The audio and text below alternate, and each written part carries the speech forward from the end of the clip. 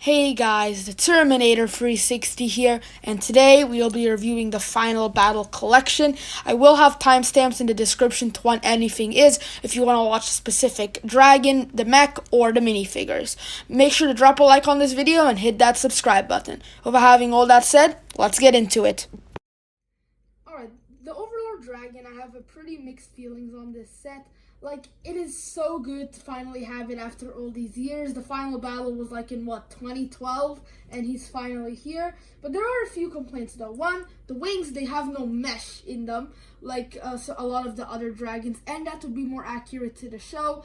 The spikes look cool, just not as good as they could be, and not as accurate. The spikes themselves have just a tiny bit of posability where you can move them up and down, but just the last one, these two are kind of stuck in place on both wings. Speaking of the wings, they both have the regular flapping, nothing special there. They can go all the way around, and the hands can't really grab since they only have two claws, which is, again, another letdown.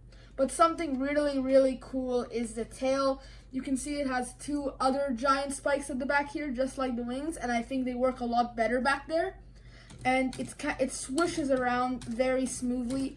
I like when dragons do this instead of just having the weird ball joint that make it very hard to move around. The head looks pretty cool from the side, has a really cool printed eye, and the spikes look amazing. But when we turn it to the front, yeah, that's all I'm gonna say. Yeah. A lot of people don't like the golden teeth.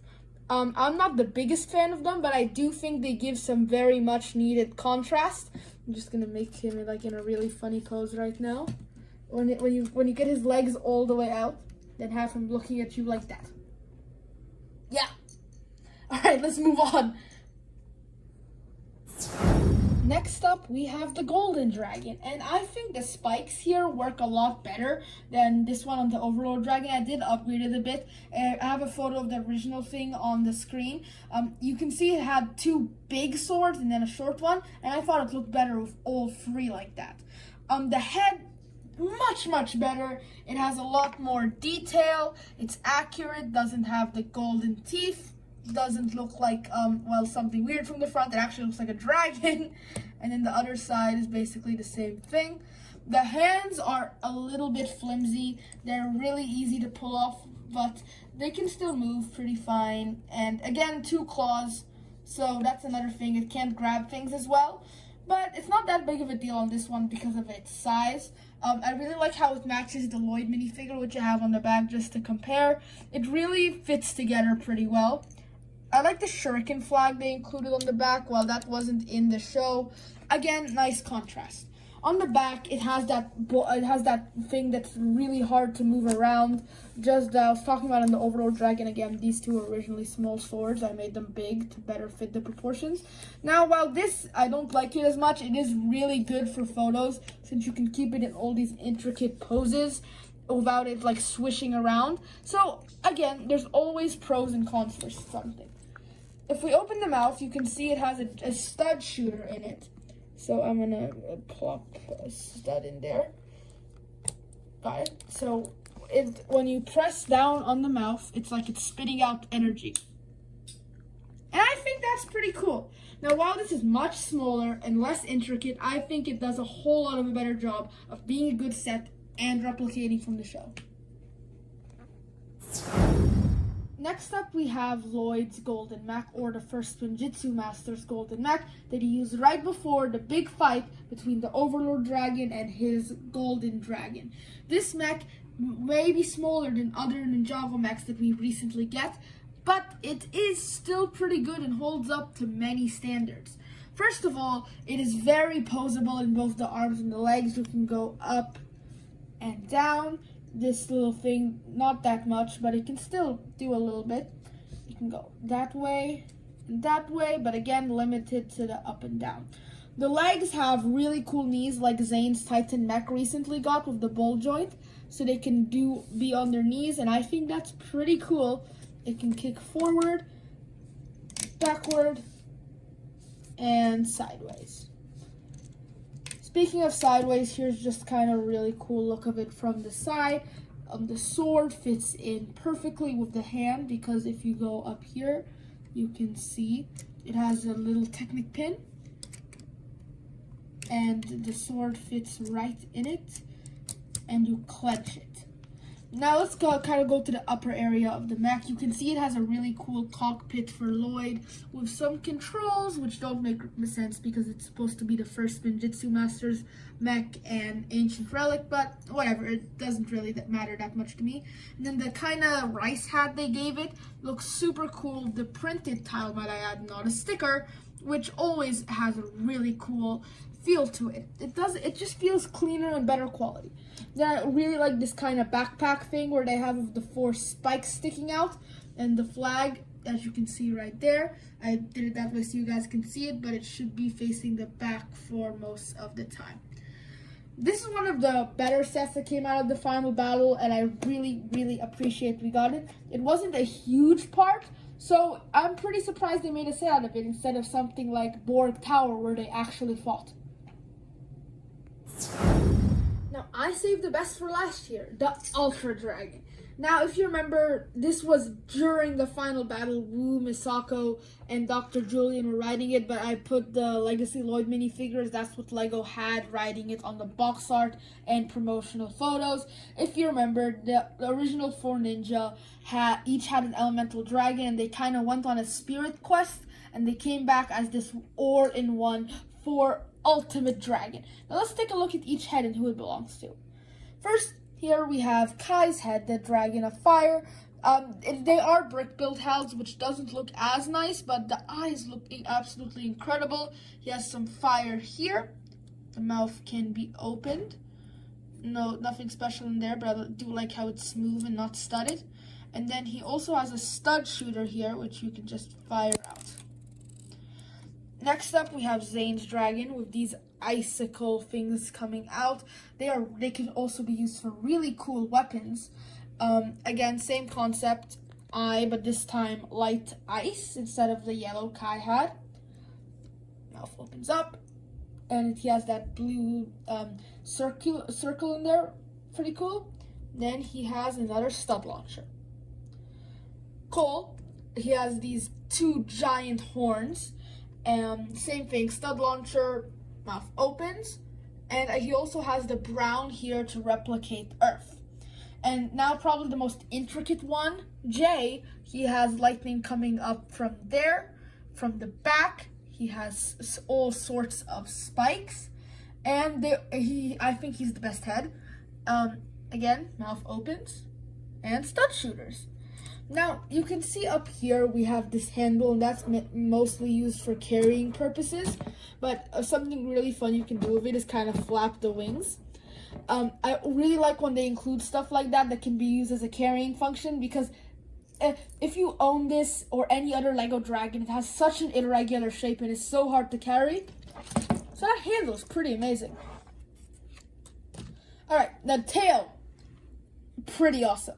If we flip up this awesome transparent green piece, which is used all around the tail, it reveals this knob here, which swings the tail back and forth just like the Overlords. And as I said, I'm a really big fan of that. The legs, nothing special. The back ones can't really move. They're just kind of stuck in place. But the front ones also stuck in place, but both of their feet can move. Again, this set is absolutely incredible, and I'm so glad we got a Legacy remake for it. To kick this off, we have the 3 variants of Lloyd. We have the Elemental / Kimono Robes Lloyd, the Golden Master Lloyd, and Legacy Golden Master Lloyd. You can see the Elemental robes and Golden have the exact same design pattern with the straps and the hooks and notches in the belt, but it's a reverse color, and I think that's really cool because in the show he turned from the kimono into the Golden. These 2 minifigures are actually pretty rare since they're 8 years old and were in best-selling sets. Now, while the Legacy isn't as rare, it still looks just as good with the dragon pattern on the torso. Everybody has a cool, unique face print. There we go. You can see the original one has Lloyd's kid face from the original Ninjago sets, as that's how he looked. Then on the back, you can see there's the shoulder pads, a scared face with the snake popping through.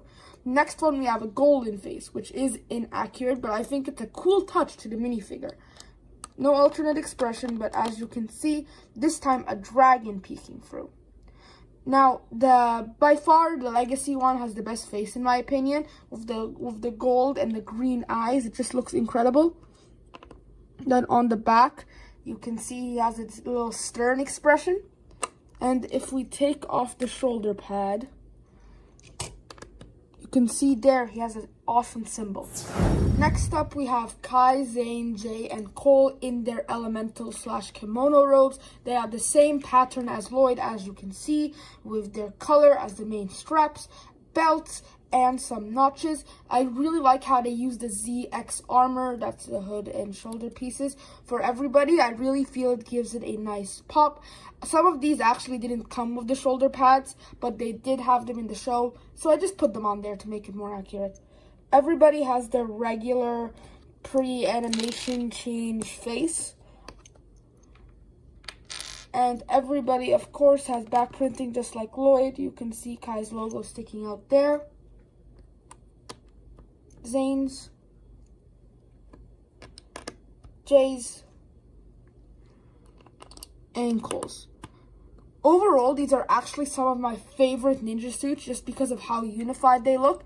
I also made custom elemental blades. Here's Kai's, using the new dragon piece, as the Legacy dragon piece, as that makes it more accurate.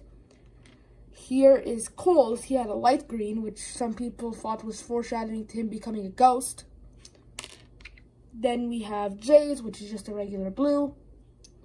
And then Zane's, which is this really light blue. Here we have all the ninja allies who helped them fight the final battle. We have Legacy Wu and non-Legacy Wu. Dr. Julian, custom made by me. Dareth, I added the Helmet of Darkness. This is because he was wearing that most of the time. And Misako, which I upgraded her legs. Let's get that in focus there. So it could have pockets on the side and pockets on the front to make it more accurate. Everybody has amazing prints here. Wu is a little simplistic, but again, I don't think that's a bad thing necessarily. Everybody has back torso printing as well. I really like the dragon on this golden Wu. You have just one of Sensei Wu's symbols. Dr. Julian, I didn't give him any back printing since we didn't really get to look at that in the show. Dareth has his star on the back, you can guess why. And Misako just has a continuation of her belt from the front. Overall, these figures were amazing to get, especially Misako in the after all those years. She came in a season 5 set. I don't know why it took them so long, but hey, she's here. Here we have the main villains that took place in the final battle. We have Garmadon, 2 Overlord minifigs, which don't make sense because he was the dragon, but it's Legacy, so it doesn't really matter. Then we have Legacy Kozu and Original Kozu. All of these figures have great prints all around. Garmadon is almost exactly like the show, even though he's a Legacy, which is something very, very rare. I popped on the Helmet of Darkness, as that's what he was wearing, instead of the one with the bone, which he came in the Legacy sets. The 2 Overlords, as I said, they're not supposed to be here, but they still look cool, so I'm not complaining. They have really cool face prints, which are they have really cool heads, which are transparent, and that's epic. I really like the forearms on all of these 2. Kozu, his Legacy and Original both look amazing. On the original, it has some texture, but on this one, it's flat. I like the color scheme on the Legacy more, but the pieces on the other one more. So Kozu, either one is absolutely amazing. Garmadon, you just have the back printing, nothing special.